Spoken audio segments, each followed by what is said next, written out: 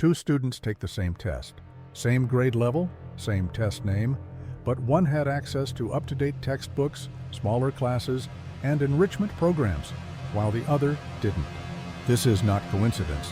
This is structural. Today we're going to break down how the system was designed, not just how it feels. In 1934, the Homeowners Loan Corporation drew maps that labeled neighborhoods based on mortgage risk, and race was a key factor. This led to redlining, a practice the federal government supported for decades. Redlined neighborhoods couldn't access low-interest loans or investment, which meant property values stayed low. Because public school funding in the United States is tied to local property taxes, these neighborhoods, disproportionately black and brown, generated less revenue for schools. A 2019 EdBuild report found that schools in non-white districts received $23 billion less than comparable white districts, even when serving similar numbers of students. By the 1950s and 60s, standardized testing became widespread. But here, as a key fact, most inner-city schools did not have access to updated curriculum that matched state or national tests.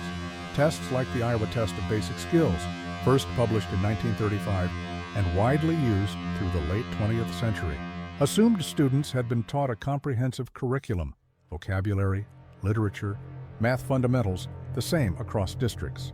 But because underfunded schools lacked consistent materials and enrichment, students were literally being tested on content they rarely saw in class. In the 1970s and 80s, standardized tests started to be used for tracking, putting students into honors, regular, or remedial classes. A 1998 study published in Educational Researcher found that tracking amplified racial and socioeconomic disparities, not reduced them. Lower track students saw less advanced coursework and fewer opportunities for college preparation, reducing access to future success. If you're still here, that means this isn't abstract to you. It's familiar. That recognition is why we're doing this. Repeated experiences of failure in a system that never taught you what was tested create a psychological pattern called learned helplessness, first identified by psychologist Martin Seligman in the 1960s. When you're consistently placed in environments where success feels out of reach, your brain learns that effort doesn't work, so it stops trying. This isn't a lack of intelligence.